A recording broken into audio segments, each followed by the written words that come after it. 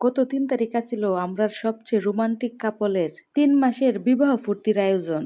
এই দিন আমার রোমান্টিক ভবিষ্যৎ বিয়াই অফিস শেষ কইরই তার সুন্দরী বইয়ের লাগি ফুল আর কেক লইয়া বাড়িতে হাজির। এমনিতে আমার বিয়াই তার সুন্দরী বইরে বালামানের কেক খাওয়াবো দেখিয়া আধা রাস্তাতে কেক কিনে লাইছে, আর এই কেক বাড়ি পর্যন্ত আনতে আনতে কেকের জীবন তেনা তেনা। আমার মনে এই বিষয়ে দুঃখ থাকলে কি হইব, হেরার মনে কিন্তু একটু দুঃখ নাই, হেরা আসলে রোমান্টিক কাপল বললে কথা। তবে মূল কাহিনী হইলো আমি এরার ভবিষ্যৎ বেআইন হিসেবে এই উপলক্ষে হেরাতে লম্বা একটা ট্রিট পাওয়ানোর কথা, কিন্তু দুর্ভাগ্যবশত হেরা রাজি থাকলেও আমার লকর জকর হাতটার লইয়া আমি কোনো যাওয়ার সাহসই পাইছি না।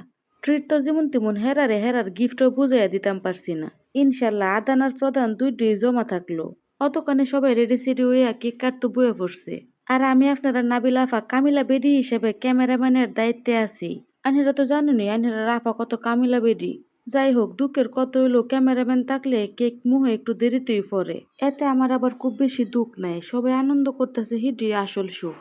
আনেরা সবাই আমার ভবিষ্যৎ বিয়ে আর বিয়ানের লেগে দোয়া হরুন যে হেরার জীবন যেন আরো বেশি সুন্দর হয় এই কামনাই করি। আল্লাহ হাফেজ।